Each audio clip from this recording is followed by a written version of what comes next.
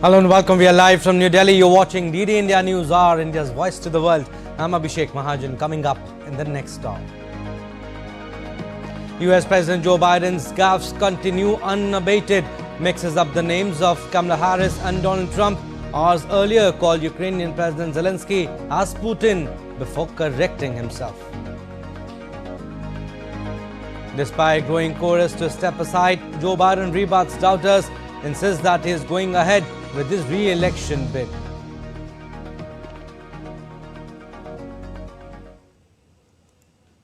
I think I'm the most qualified person to run for president.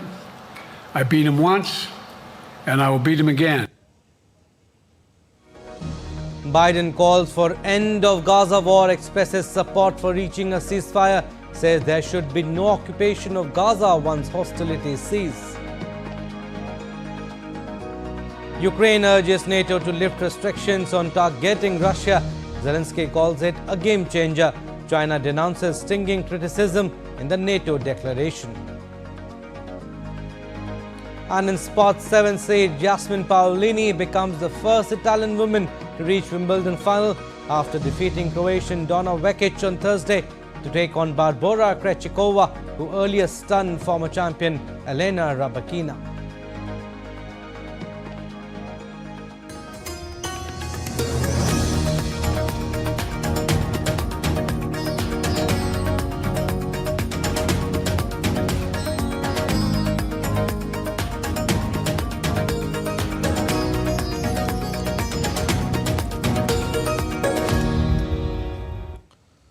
Now, US President Joe Biden pledged long-term support for Ukraine on Thursday alongside NATO leaders and said he has no reason to talk to Russian President Vladimir Putin right now unless the Russian leader changes his behavior. Biden vowed that the United States cannot retreat from the world and said under his leadership, Washington will not walk away from support for Ukraine. I'm dealing with Xi right now and direct contact with him. I have no good reason to talk to Putin right now. There's not much that he is prepared to do in terms of accommodating any change in his behavior. Last year, the G7 nations committed to the declaration for Ukraine's long-term protection. Shortly after, 25 additional countries signed bilateral security agreements with Ukraine. Now, a year later, over 20 countries along with the European Union have completed and signed these agreements. At a news conference concluding the NATO summit, Biden said a strong NATO alliance is essential to American security. He also said NATO leaders and partners discussed the need for a new industrial policy among Western countries and how to boost the capacity, particularly of Europe and Japan, to produce their own weapon systems and would meet again. Biden also said that the Israel-Gaza war must end now, telling reporters his Gaza ceasefire framework had been agreed on by both Israel and Palestinian Islamist group Hamas, but added that there were still gaps to close. Fire in Gaza, to bring the hostages home, to create a path for peace and stability in the Middle East. 6 weeks ago, I laid out a detailed plan in writing. Was endorsed by the UN Security Council, the G7. That framework is now agreed on by both Israel and Hamas. So I sent my team to the region to hammer out the details. These are difficult, complex issues. There's still gaps to close, but we're making progress. The trend is positive, and I'm determined to get this deal done and bring an end to this war, which should end now. Meanwhile, the solo press conference at the NATO summit in Washington since the debate night proved to be disastrous for Biden. He mistakenly referred to Ukrainian President Volodymyr Zelensky as President Putin before correcting himself. And now I want to hand it over to the President of Ukraine, who has as much courage as he has determination. Ladies and gentlemen, President Putin. President Putin. We're going to beat President Putin. President Zelensky. I'm so focused on beating Putin, we got to worry about it. Anyway, Mr. President. I'm better. You are a hell of a lot better. Thank you so much. And Biden has been under intense scrutiny in recent days and has faced doubts, including from members of his own Democratic Party, about his re-election chances after a weak and faltering performance in a debate late last month against Republican former President Donald Trump. He mixed up the name of his Vice President Kamala Harris and his Republican rival Donald Trump. I wouldn't have picked Vice President Trump to be Vice President, but I think she was not qualified to be President. So let's start there. Number one, the fact is that the consideration is that I think I'm the most qualified person to run for president. I beat him once, and I will beat him again. And US President defended his health, saying he would take another neurological exam to determine his mental acuity if it is recommended to him by his doctors. I've taken 3 significant and intense neurological exams by a neurologist. In each case, as recently as February. And they say I'm in good shape. And every single day I'm surrounded by good docs. If they think there's a problem, I promise you, or even if they don't think it's a problem, they think I should have a neurological exam again, I'll do it. But US President is adamant on saying that he is the best qualified person to govern the country, emphasizing the need to finish the job because there's so much at stake. The fact is that the consideration is that I think I'm the most qualified person to run for president. I beat him once, and I will beat him again. The idea that senators and congressmen running for office worry about the ticket is not unusual. And world questions the capability of US President Joe Biden after he participated in the most high-stakes news conference of his political career. The question also looms that will the voters out there, swayed by his arguments, will vote for him, or do they feel that he doesn't stand a chance of serving another full term in office of 4 years if he were to be re-elected? DD India's Nick Harper has more from Washington.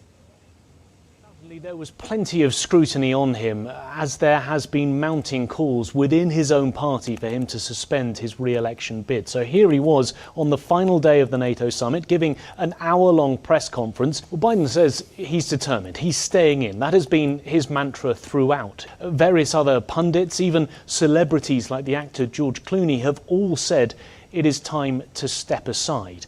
I think what might be interesting to note over the coming days, apart from the likelihood of an increased number of defections within the Democratic Party, all of them telling Biden to step aside, is polling that will come out in the coming days, which will reflect how he did during the course of that press conference. Were voters out there swayed by his arguments, by his fitness, his vigour, his vitality? Or do they feel that he doesn't stand a chance of serving another full term in office of 4 years if he were to be re-elected? Now, Ukrainian President Volodymyr Zelensky spoke with NATO leaders on the sidelines of the annual meeting in Washington on Thursday. As the alliance solidified additional support for the conflict-struck nation, Zelensky said Ukraine was very close to achieving its goal of NATO membership. NATO members issued a declaration in support of Ukraine, promising additional aid and pledging to support its irreversible path to NATO membership. At this summit, we are putting in place the foundations for Ukraine to prevail, to defend today and deter tomorrow. Yesterday, NATO allies adopted a robust package of practical support for Ukraine, including a pledge of long-term security assistance. Today, we will take further decisions together with Ukraine, making clear that NATO support is built to last, and affirming that Ukraine's future is in NATO. Now, the NATO summit has wrapped up in Washington with billions of dollars more in aid for Ukraine and major support on air defenses. Several NATO allies have boosted their domestic spending on defense, showing how they are prioritizing security at tense times, particularly due to concern over Russia. At the same time, challenges to US President Biden's leadership overshadowed the end of the meetings. DD India's Caroline Malone reports from Washington. Joe Biden, president of the NATO summit's host nation, had the final word on Thursday, describing the alliance as of critical importance to the US and transatlantic security. NATO allies focused on supporting Ukraine at this meeting, defending the country from Russia and China, who they say supplies infrastructure and tech support to the Kremlin. The Secretary-General of NATO, Jens Stoltenberg, said that the message from the alliance is clear about China's responsibility when it comes to enabling Russia's war. Ukraine and the threats posed by Russia and China are of increasing concern to NATO's Indo-Pacific partners, who see it as an existential threat to the region. The groupings are pushing back with investment in defence and against cyber attacks and misinformation. Well, as for Ukraine, there are F-16 fighter jets on the way and more air defence systems from the US. NATO will station a civilian representative in Kyiv going forward and move a command post to Germany where they will coordinate the supply of weapons to Ukraine. The US is also sending cruise missiles to Germany for NATO defence. Well, at the end of the summit, Hungary's Prime Minister, who's just back from trips to Russia, Ukraine and China, decided to go to Florida to meet with Donald Trump, the Republicans' presumptive presidential nominee. Trump has claimed he can end the war in 24 hours, a claim that President Biden and other NATO leaders have pushed back on. Well, Ukraine would need the Russians to leave their territory before any chance of peace talks. Well, all of this, though, is happening at tumultuous times for President Biden, who's being challenged by even members of his own party who are concerned over his age and lack of mental sharpness, with some even calling for him not to run again in this year's election. That's despite a successful NATO summit in the United States. Caroline Malone in Washington reporting for DD India. And China says it will never accept the unfounded accusations made against it at the NATO summit, that too over a phone call. China's Foreign Minister Wang Yi dialed to his Dutch counterpart to reply the message. Wang said China is willing to maintain contact with NATO on an equal footing and conduct exchanges on the basis of mutual respect, asking the military alliance to neither interfere with its internal affairs nor challenge its interest. He then said that China and NATO countries have different political systems and values, but this should not be a reason for NATO to instigate confrontation with China. And the United States and South Korea have authorized a guideline on establishing an integrated system of extended deterrence for the Korean Peninsula to counter nuclear and military threats from North Korea. On the sidelines of the NATO summit in Washington, US President Joe Biden said his country's commitment to deterrence against North Korea is backed by the full range of US capabilities, including nuclear. The guideline formalizes the deployment of US nuclear assets on and around the Korean Peninsula to deter and respond to potential nuclear attacks by the North, Yoon's Deputy National Security Advisor Kim Tae-hyo told a briefing in Washington. North Korea has openly advanced its nuclear weapons policy by codifying their use in the event of perceived threat against its territory and enshrining the advancement of nuclear weapons capability in the Constitution last year. And the United Nations General Assembly on Thursday demanded Russia to urgently withdraw its military and other unauthorized personnel from Ukraine's Zaporizhzhia nuclear power plant. The 193-member General Assembly adopted a resolution with 99 votes in favor, 9 against and 60 abstentions. The Zaporizhzhia plant, the largest in Europe, was captured by Russia shortly after it launched a full-scale invasion of Ukraine in February 2022. All right, we'll slip it away, short break, but still to come on this edition of DD India News Hour. Donald Trump's lawyer has urged judge to toss out his conviction in a hush money case. Heavy rains caused floods in southwestern U.S. state of New Mexico, prompting evacuation of multiple areas. And we'll tell you more about Alec Baldwin case as the investigation continues.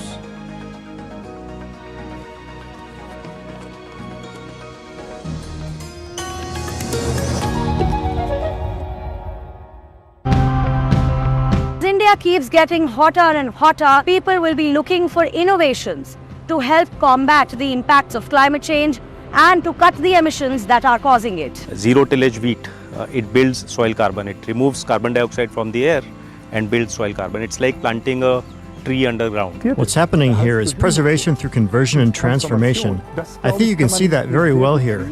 You can take good experiences from it, and those are transferable. Perovskite over silicon as material is the ease of processing. Silicon is something that is relatively energy intensive to fabricate, but this is something that can be done at close to room temperatures.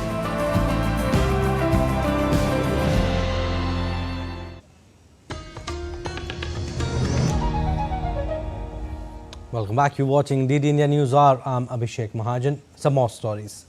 In a hush money case, Donald Trump's lawyer has urged judge to toss out his conviction because of the US Supreme Court ruling that presidents have at least some immunity from criminal charges, setting up a fresh fight with Manhattan prosecutors as his campaign to take back at the White House heats up. In a court filing dated July 10, made public on Thursday, defense lawyers said the May 30 guilty verdict in the first ever criminal trial of a US president should be set aside following the US Supreme Court's ruling on presidential immunity. And Justice Juan Merchant this month delayed Trump's sentencing by 2 months after defense lawyers said the justice's July 1st ruling that presidents cannot face criminal charges over official acts meant prosecutors should not have shown evidence from Trump's time in the White House at trial. Now, a lawyer for Alec Baldwin on Thursday rigorously questioned a police technician over her investigation of the Rust shooting that killed cinematographer Halyna Hutchins, suggesting agents were more interested in prosecuting Baldwin than finding the source of a live round that killed the film's cinematographer. On day 2 of the Baldwin's involuntary manslaughter trial, his lawyer Alex Spiro grilled a New Mexico crime scene technician of the search of prop supplier that the attorney alleged could have supplied 6 live rounds found on the Western movie set. And concerned about the transfer of sensitive technology and G42's historic ties to China, Republican lawmakers asked the Biden administration for an intelligence assessment of Microsoft's $1.5 billion investment in UAE-based artificial intelligence firm G42.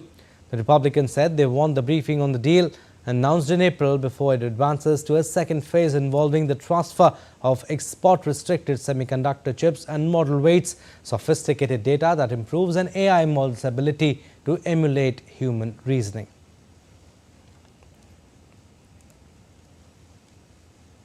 The US government recorded a $66 billion budget deficit for June that was reduced sharply by a shift of benefit payments into May that ballooned that month's deficit to $347 billion. The Treasury Department said that $66 billion June deficit nominally fell 71%.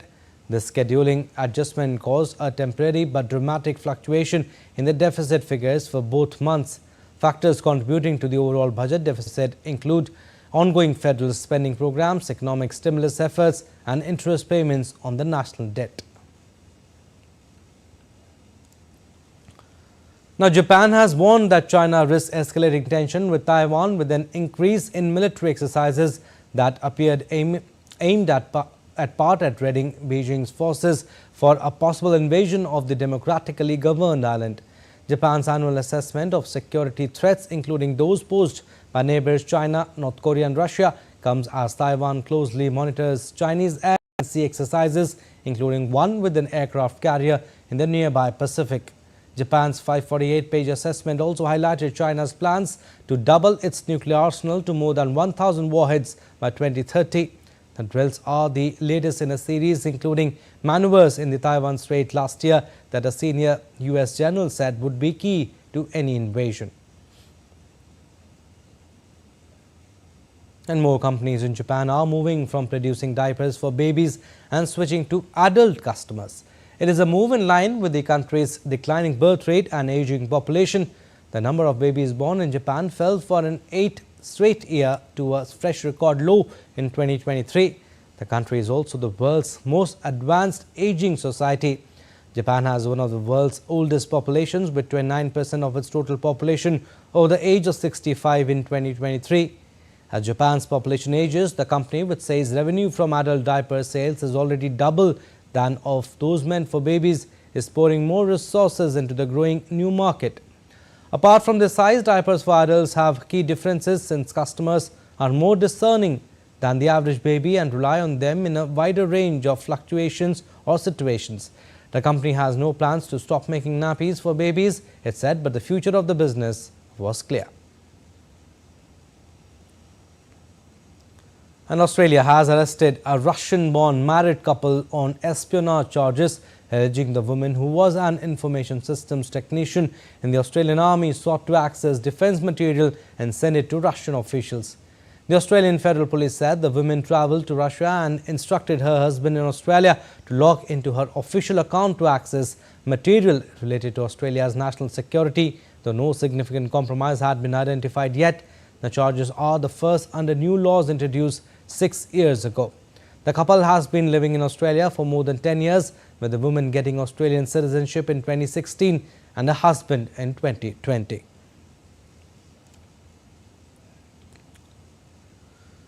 Moving on to our next story now, Nepal Prime Minister Pushpa Kamal Dahal is heading for his 5th round of vote of confidence motion amid the certainty to lose it.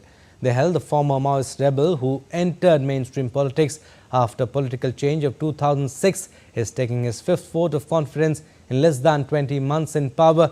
Majority weighing parties in the Nepali parliament have issued a whip to its lawmakers to stand against the confidence motion set to be tabled in parliament by Prime Minister Pushpa Kamal Dahal. All right, we'll go across to Kathmandu, where DD India's Shweta Singh is joining us live. Shweta, what are the permutations and combinations? Dahal needs the backing of 138 to win the vote of trust, but he has only 73 lawmakers in his support. Likely to lose? Abhishek, you see, actually, the core member of CPN UML is 32. So with this 32 magic number, PM Dahal was playing his chair for prime ministership with Nepali Congress in the beginning of formation of this government, and later on it tied hand with KP Sharma Oli to make government.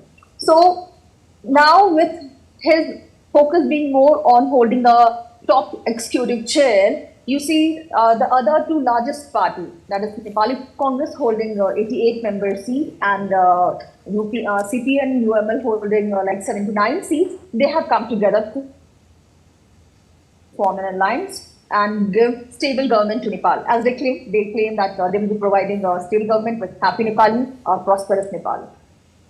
All right, Shweta, also who is likely to succeed him to head the government for the remaining term?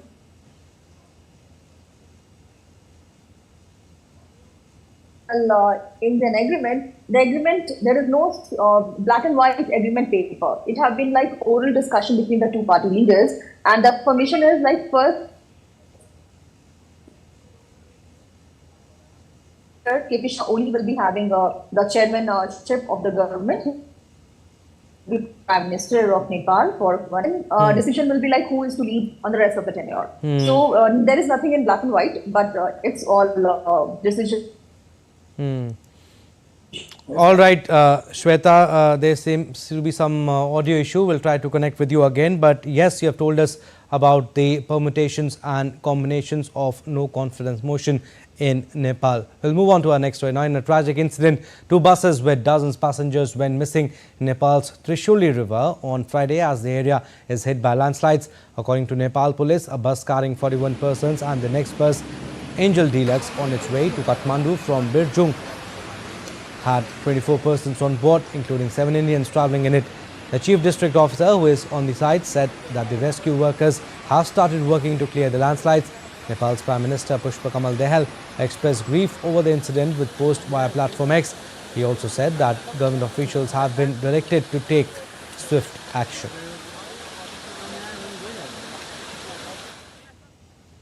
Heavy rains caused flash floods in southwestern U.S. state of New Mexico as well.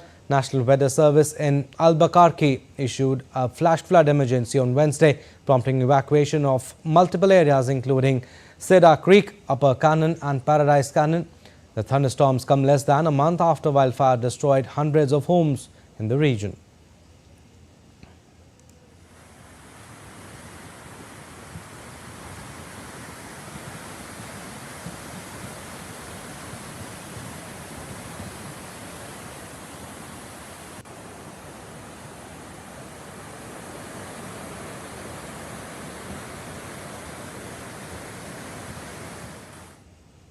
All right, now let's take a look at other stories making news around the world.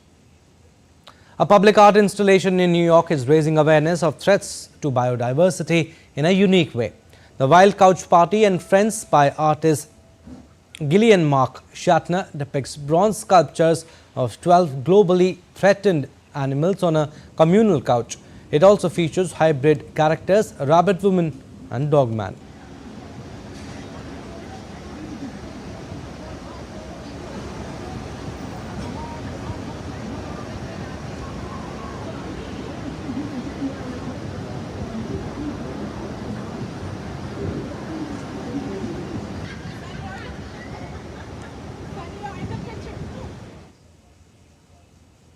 And as fervor of the famous San Fermin festival in Spain continues, different people come to the city of Pamplona to take part in the bull running event.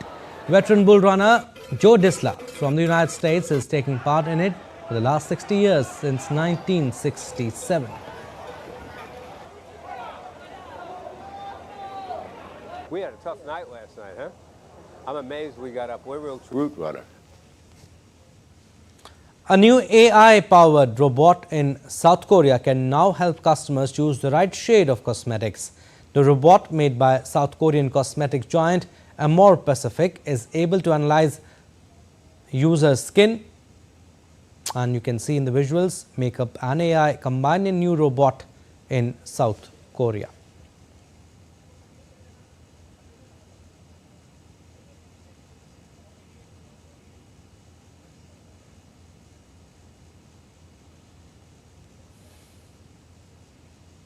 All right, we'll slip into a very short break, but still to come on this edition of DD India News Hour.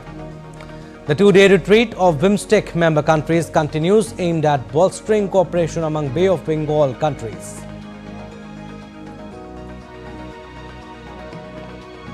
Amidst the row over alleged irregularities in national eligibility cum entrance test entrance exams, students meet the Education Minister.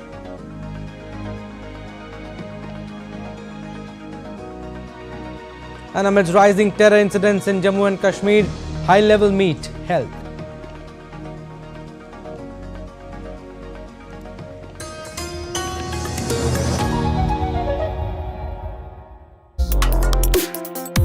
Complex issues, hidden agendas, twists and turns, strategic games.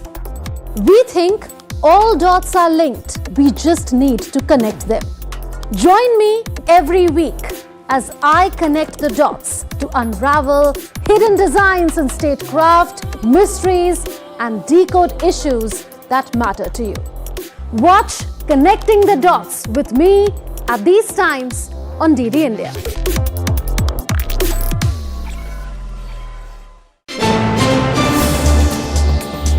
Voice of a rising aspirational world. Stories of challenges, struggles, and accomplishment. A world battling conflict, hunger, and poverty. Embracing growth, development, science, and technology. A voice of progress, a voice of unity. Watch Voice of the Global South with me, Akshay Dongre, only on DD India.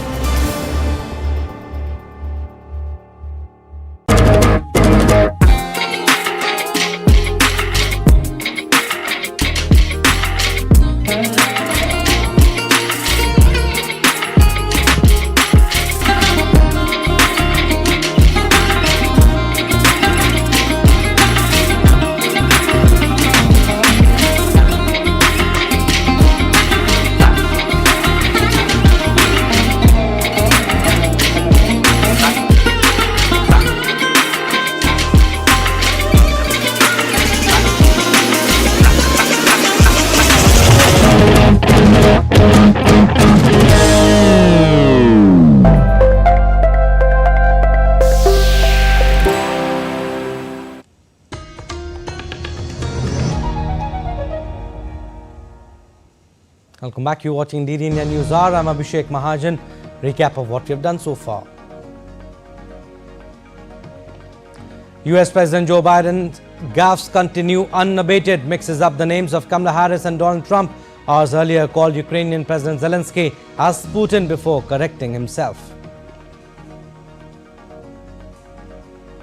Despite growing chorus to step aside, Joe Biden rebuts doubters, insists that he is going ahead with his re-election bid.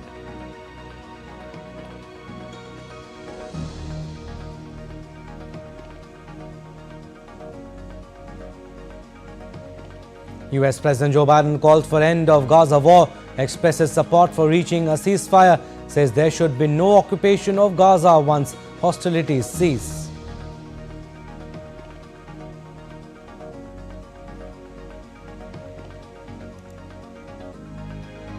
Ukraine urges NATO to lift restrictions on targeting Russia. Zelensky calls it a game changer. China denounces stinging criticism in the NATO declaration.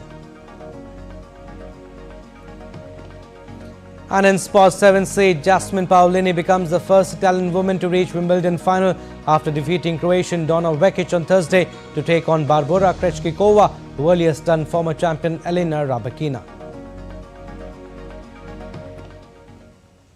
Now, India began hosting foreign ministers from the BIMSTEC member countries for a two-day retreat in the national capital on Thursday, aimed at bolstering cooperation among Bay of Bengal countries. The Bay of Bengal Initiative for Multi-Sectoral Technical and Economic Cooperation brings together 7 countries of South and Southeast Asia for multifaceted cooperation. The Ministry of External Affairs earlier said the retreat presents an opportunity for the group to discuss avenues to deepen cooperation in trade and connectivity.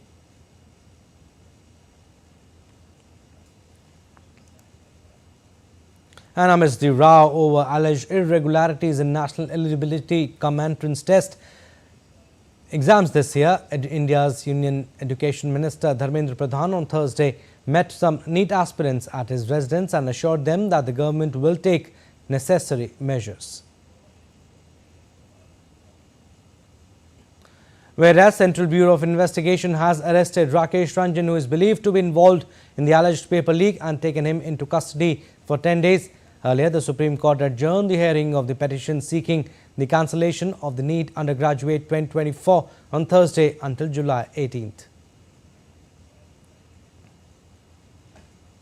Amidst rising terror incidents in Jammu and Kashmir, a high-level interstate coordination meeting between Border Security Force, Jammu and Kashmir Police, central agencies and Punjab Police was held in Kathua on Thursday. The conference was held to focus on enhancing border security and synergy between the two state police forces and the border guarding force. Weather now. The India Met Department has predicted increased rainfall activity in North and Northeast India, including East Uttar Pradesh, Delhi NCR and other regions in the coming days. The weather body has further issued an orange alert for heavy rainfall for Bihar and parts of Uttar Pradesh. The IMD indicated that the intensity of rainfall in Delhi is expected to increase in the coming days. Warnings have been issued due to expected heavy rainfall and rising water levels in the Yamuna River during the monsoon season. As per the forecast, rainfall activity will remain active across various states until July 15th. Heavy rainfall activity is expected over Himalayan West Bengal, Sikkim, Bihar, Jharkhand and Odisha.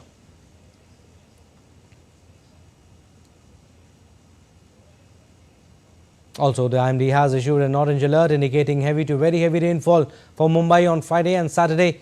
As per the Weather Department, a monsoon trough and a cyclonic circulation has also developed over Mumbai, which has resulted in strong westerly winds. And the flood situation in northeastern state of Assam has improved slightly due to reduced rainfall.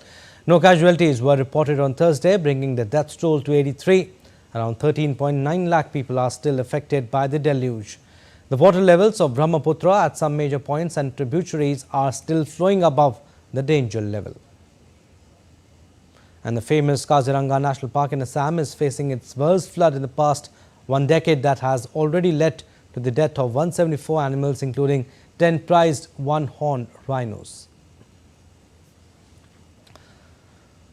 Let's go across to Assam now. DD India's Subina Roy is joining us live. Subina, despite some aid, ongoing rains have hampered the recovery, but the situation, like you said in the report, has improved marginally. What is the forecast, and also tell us the current situation? Yeah, good morning, Abhishek. The forecast right now is that the IMD has issued red alert for Assam and Meghalaya for today and orange alert for the other northeast states.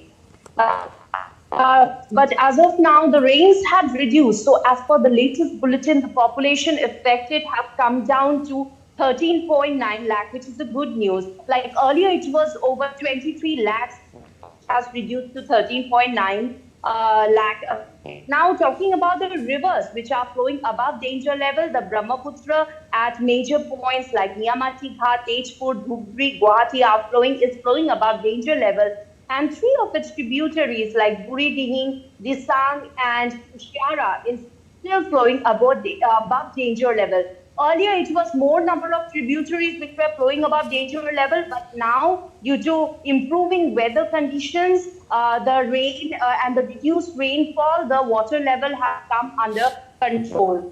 And if we talk about the overall weather, overall rescue and relief, Abhishek, yesterday around 300 relief camps were set up, where if we talk just about relief camps, around 189 relief camps were set up and 110 relief distribution centers were opened up, where 41,000 inmates are still living there, Abhishek. And the maximum number of inmates which are living is in Kachar, Gwalpara and Karimganj. It is to be seen that the southern part of Assam, the lower Assam, is the part of Assam which is largely affected, and mostly people out there are living in relief camps. Abhishek. Also, Subina, Kaziranga facing worst deluge in decade. Animals have been dying. What is the update on that? And steps also taken by the authorities for the rescue of the animals? Right, Abhishek. Very well asked question indeed. Kaziranga National Park, which is fixed as a biodiversity. And every year it is affected by flood. And this time also flood has hit the national park. And around 134 animals have been killed. However, the wildlife and the forest and the wildlife rescue and rehabilitation center have been rescuing wildlife animals. Till now, 99 animals have been rescued, and the National Highway 715 corridor has been partially closed for commercial vehicle movement, so that these wild animals can travel smoothly from the low-lying inundated areas of Vishwanath and Golaghat to Karbi Anglong. Karbi Anglong is a hilly area, and the National Highway is the one which basically dissects the Kaziranga National Park from Karbi Anglong. Right, so Kaziranga National Park in Assam is facing its worst flood in the past decade. That was Subina Roy getting us the latest from Dibrugarh, Assam. Thank you, Subina. We'll leave it at that. Thank you for your inputs. India's first semi-automated deep-water transshipment port, Vizhinjam International Seaport in Kerala, has welcomed its first mothership from China. Kerala Chief Minister and Union Minister Sarbanan Sonowal will formally inaugurate the port today. Take a look at this report. India's maritime landscape is set for a revolutionary change as the country's first semi-automated deep-water transshipment port, Vizhinjam International Seaport in Thiruvananthapuram, Kerala, prepares for its grand opening. On Thursday morning, MV San Fernando, the first mothership carrying 2,000 containers, arrived at the port from Xiamen, China. This significant event marks the beginning of a new era in India's port operations. Vizhinjam International Seaport, built at a cost of $910 million, is owned by the Kerala government. The port is expected to be fully commissioned by September or October this year, with an initial capability to handle 10 lakh containers per year. Upon full commissioning, it will be able to manage 2 motherships simultaneously. As Vizhinjam International Seaport nears its full operational capacity, it heralds a new chapter in India's maritime capabilities, promising significant economic and logistical benefits. Kirat Chawla with Ajay Dheer's report for DD India. An Indian Air Force contingent landed in Australia to participate in exercise Pitch Black 2024. This edition is slated to be the largest in 43-year-long history of Pitch Black which includes participation by 20 countries with over 140 aircrafts.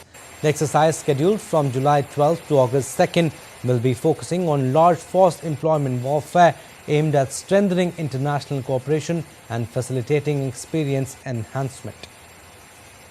And visuals of air-to-air refueling of a Su-30 MKI by an IL-78 tanker en route to Australia for exercises pitch black emerged.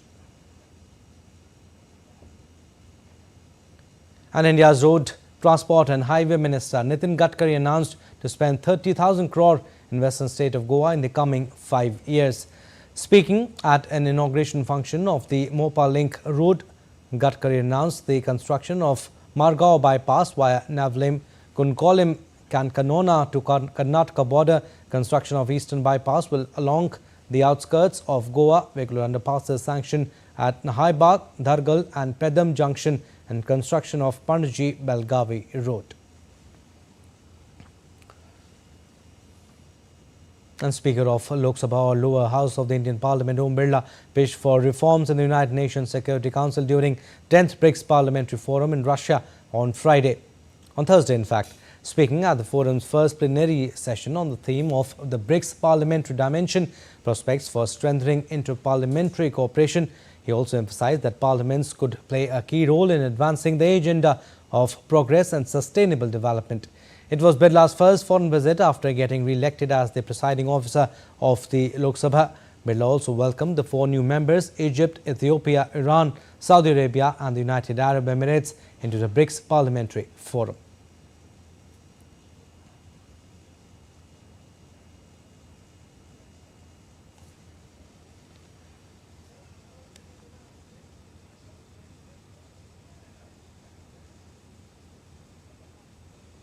And India's Aadhaar card has become a pivotal pillar in the nation's digital revolution.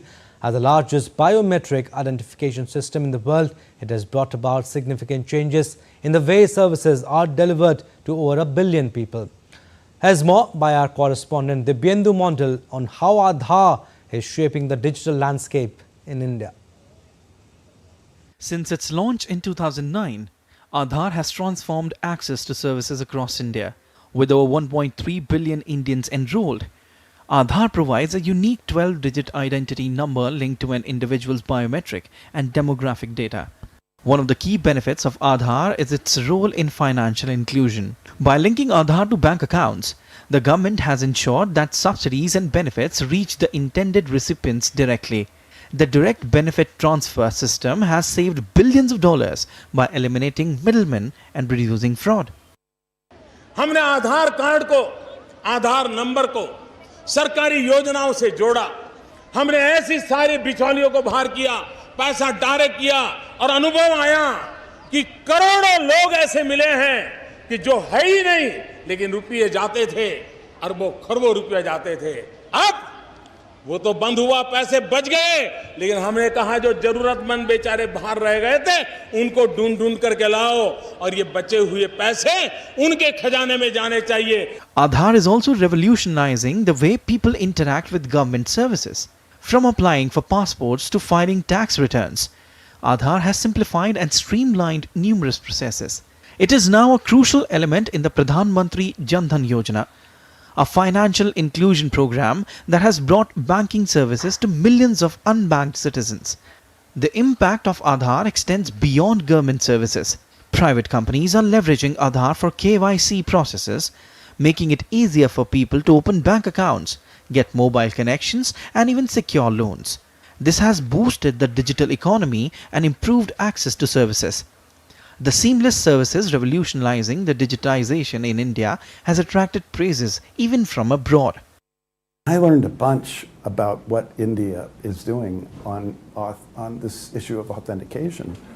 And I think it's really exciting because the government has to be involved, as they are, but they have this foundation with the Aadhaar system that means they can do things that most governments around the world can't do. And I think India, just as India did this for Aadhaar, I think for telephony and electronic authentication, I think India could really show the world how to do it right.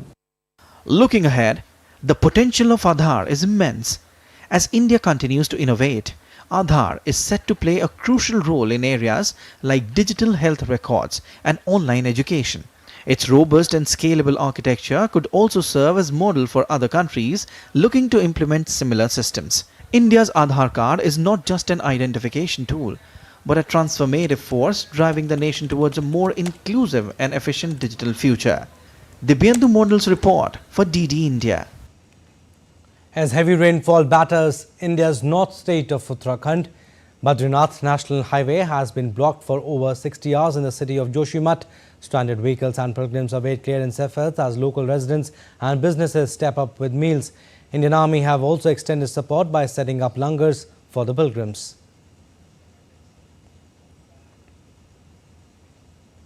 Now let's take a look at other stories making news today. The 25th anniversary of Kargil Vijay Divas will be celebrated with great enthusiasm this year on July 26 at the historic Ridge Ground in Shimla. Special parades and displays of weapons will also be organized. Kargil Vijay Divas, observed annually on 26 July in India, commemorates the victory of Operation Vijay in 1999. This event marks the conclusion of Kargil War between India and Pakistan, which began in May 1999. India's first neon art exhibition, Euphoria, was held in Bihar's Patna on Thursday. First of its kind in the country, several neon artists from across the state of Bihar gathered under one roof in collaboration with the Bihar Art and Culture Department.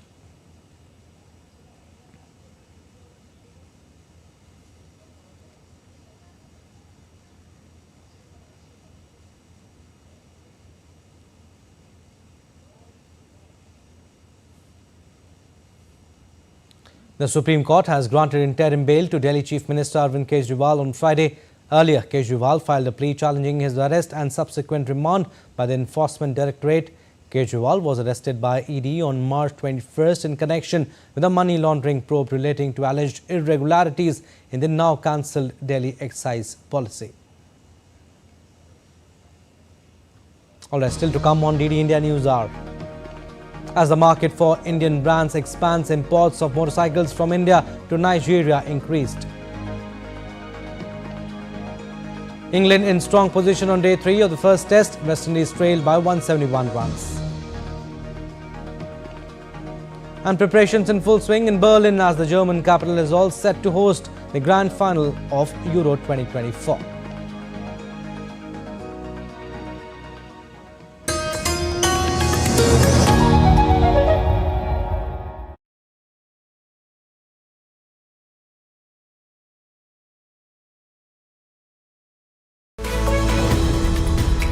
We just don't bring you the news as it unfolds. We get to the heart of the matter. We don't just present facts, we demystify complex social, political and economic events. We break stories that shape the world's present and future because you deserve the truth. I am Tanvi Taneja from New Delhi. I'm Ollie Barrett from London. I'm Nick Harper from Washington, D.C.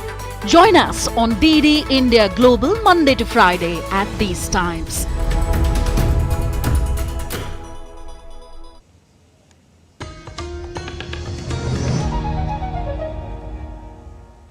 Welcome back. You're watching DD India News Hour. I'm Abhishek Mahajan.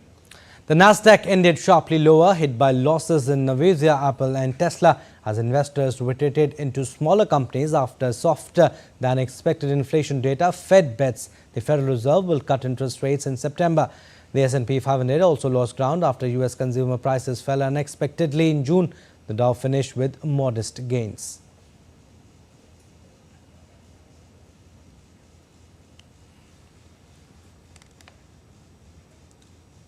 And imports of motorcycles from India to Nigeria went up in the first quarter of the year, making up more than half of the total imports. That's according to Nigeria's Bureau of Statistics.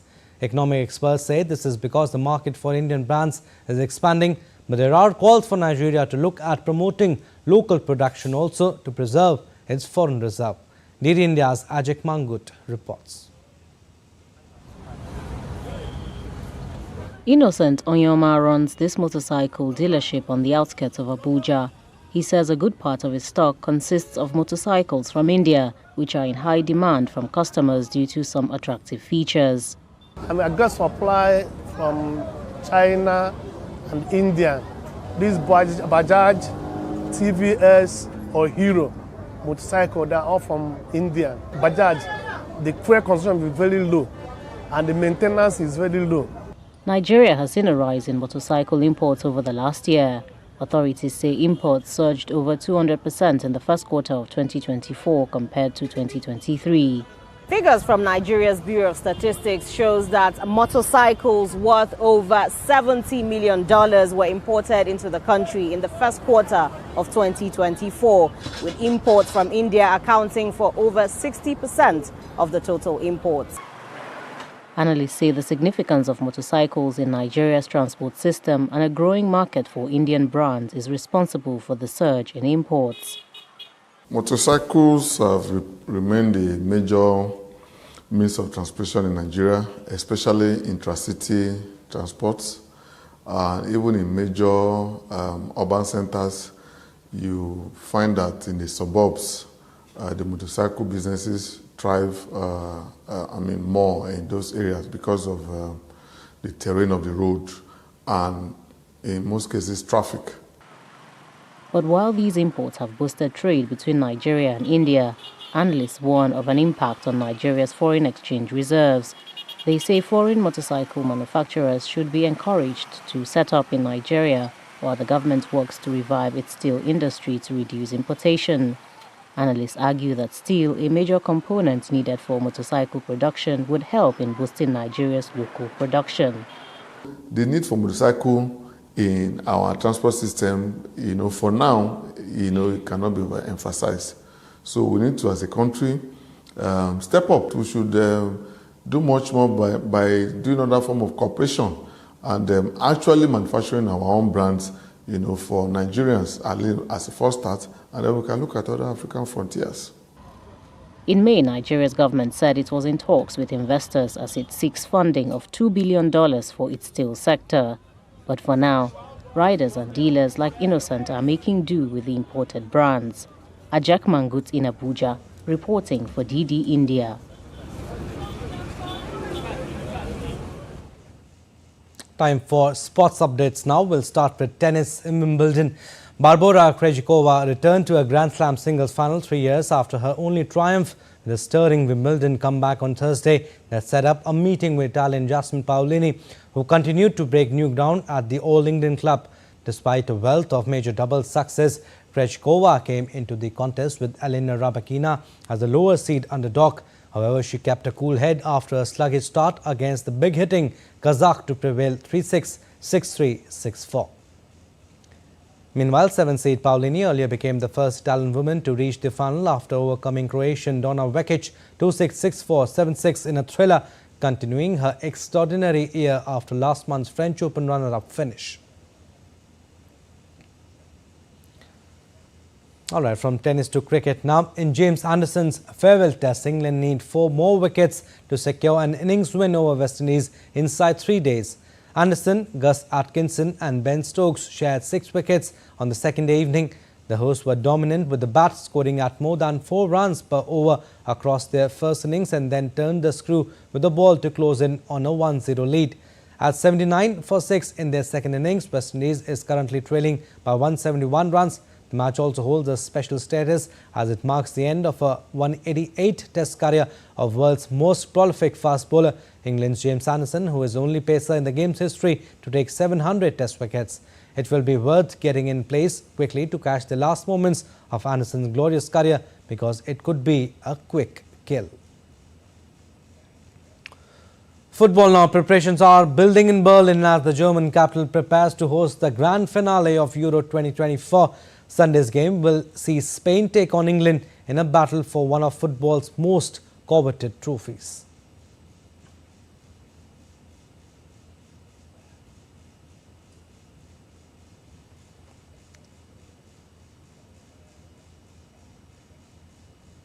And big names from all over the world are gathering in the Indian city of Mumbai for the grand wedding of Anant Ambani, the youngest son of Reliance Industries chairman and billionaire Mukesh Ambani. The guest list includes corporate stalwarts such as HSBC Holdings chairman Mark Tucker and Samsung Electronics chairman Lee Jae-yong.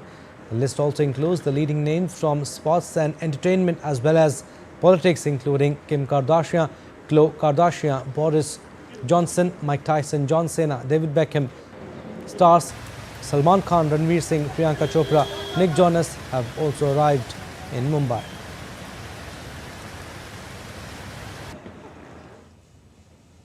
Alright, that's all for this edition of DD India News Hour, but do let us know your thoughts on the news of the day. For those on the go, you can get all the latest news and updates from India and across the world on DD India mobile app. The app is available on both Android and iOS. Scan the QR code on the screen to download now. And we'll be back with more news as it breaks here on DD India. I'm Abhishek. From all of us here in Delhi, thanks for watching DD India News Hour.